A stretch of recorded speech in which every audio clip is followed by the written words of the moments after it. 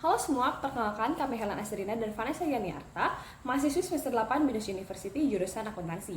Pada kesempatan kali ini, kami akan membahas secara singkat terkait dengan penelitian yang kami lakukan untuk penulisan artikel ilmiah kami yang berjudul Green Marketing, Awareness, Media Exposure and Accessibility, Drivers of Green Consumption Among Indonesian Gen Z. Nah, selanjutnya kita akan membahas beberapa bagian. Yang pertama adalah apa itu Green Marketing, Green Awareness, Media Exposure, dan Green Product Accessibility. Kemudian, kita juga akan membahas terkait dengan hipotesis penelitian ini, metode yang kami gunakan dalam penelitian ini, hingga hasil dari penelitian tersebut. Kalau begitu, mari kita mulai dengan membedah tiap pengertian, dimulai dari Green Marketing. Green Marketing kami artikan sebagai proses memperkenalkan suatu produk yang ramah lingkungan. Sedangkan Green Awareness sendiri adalah kesadaran suatu individu terkait dengan isu lingkungan di sekitarnya. Khususnya pada konteks ini ialah perilaku dalam berbelanja maupun mengkonsumsi. Kemudian, media exposure dalam konteks penelitian kami adalah bagaimana media dapat mempengaruhi pikiran atau bahkan perilaku seseorang dalam mengkonsumsi produk-produk ramah lingkungan. Dan terakhir, terkait dengan Green Product Accessibility adalah ketersediaan dari barang-barang ramah lingkungan itu sendiri. Nah, lalu karena penelitian kami membahas terkait perilaku konsumsi ranah Gen Z, tentu kita harus tahu dulu apa dan mengapa kita meneliti Generation Z ini. Gen Z adalah sekelompok rentang usia yang lahir di tahun 1997 hingga 2012. Dan di Indonesia sendiri, kelompok Gen Z mencakup 31,8% total populasi. Melalui beberapa studi, Gen Z dinyatakan sebagai kelompok yang sangat peduli terhadap lingkungan dan bersedia untuk membayar lebih untuk membeli produk yang ramah lingkungan. Kondisi saat ini sendiri menyatakan bahwa ada perubahan terhadap pola konsumsi masyarakat yang meningkat. Awalnya hanya 8,1 ton di tahun 1990, kini menjadi 12 ton di tahun 2015. Walaupun demikian, peningkatan pola konsumsi tersebut tidak dibarengi dengan pembelian produk ramah lingkungan.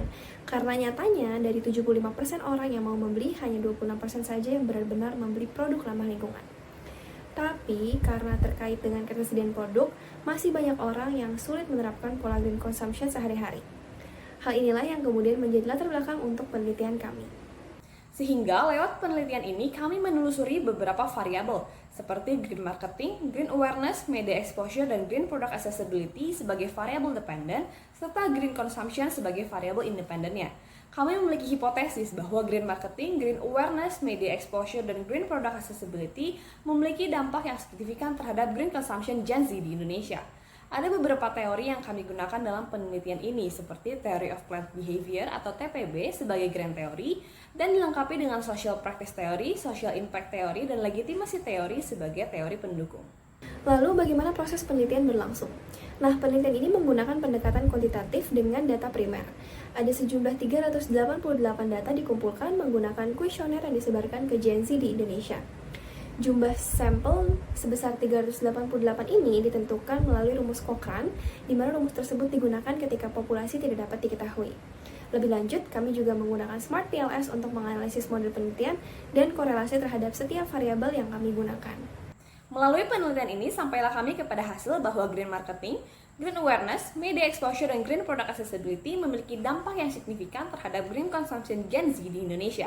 Hal tersebut dibuktikan dengan hasil statistik yang lebih dari 1,96 dan p-value yang kurang dari 0,05. Maka dari itu dapat kami simpulkan bahwa strategi Green Marketing, tingkat Green Awareness, penggunaan sosial media, serta aksesibilitas produk ramah lingkungan memainkan peran penting dalam membentuk perilaku konsumsi Gen Z di Indonesia.